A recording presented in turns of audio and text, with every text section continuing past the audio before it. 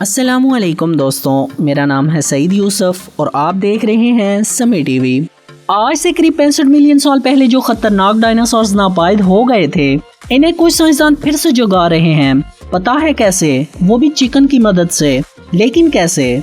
तो दोस्तों, हो सके तो इस वीडियो को शुरू से लेकर एंड तक जरूर देखना। तो चलिए शुरू करते हैं।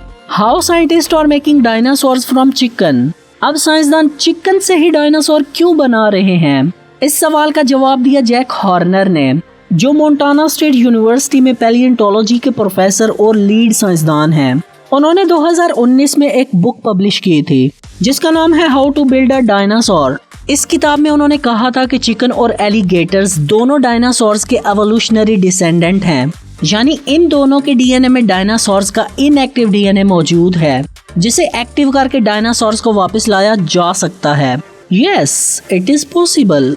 और इसी कॉन्सेप्ट की बेस पर हॉर्नर ने 2011 में अपनी टीम के साथ चिकन पर एक्सपेरिमेंट्स करना शुरू किए, जिस प्रोजेक्ट का उन्होंने नाम रखा चिकenosaurus, जिसमें उन्होंने चिकन की 3 चीजों पर फोकस किया जिससे चिकन को एक मिनिएचर डायनासोर में टर्न दिया जा सके। पहला, चिकन पर इसकी बीक नहीं बल्कि डायनासोर की तरह एक टूथी हेड फॉर्म करना, और चिकन पे डायनासोर की तरह एक लंबी दुम डेवलप करनी है।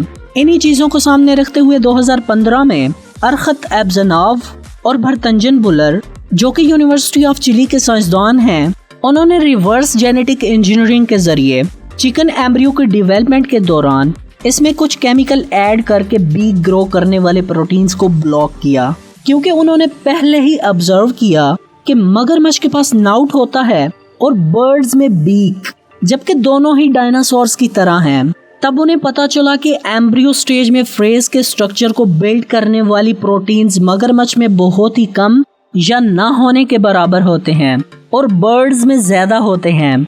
इसीलिए उन्होंने दर्जनों चिकन एम्ब्रियो के डेवलपमेंट स्टेज में इन प्रोटीन्स को सप्रेस कर दिया और आउटपुट देखी। और आप मानोगे नहीं, कुछ चिकन के स्कल में बीक नहीं था बल्कि इनका स्ट्रक्चर नाउट जैसा था।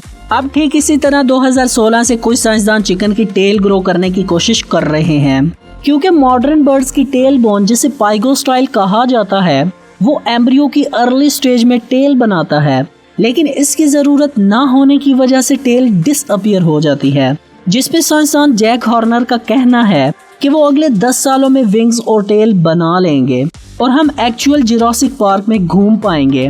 How amazing, right? अब आप बताओ, जो हमेशा के लिए सो चुके हैं, इन्हें दोबारा जगाना क्या सही होगा? इस सवाल का जवाब कमेंट करके लाजमी बताना।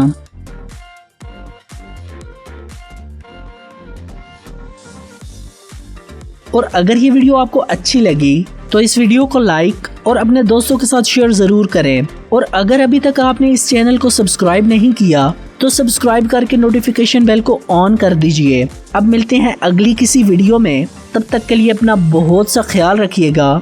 Thanks for watching this video. Allah Hafiz.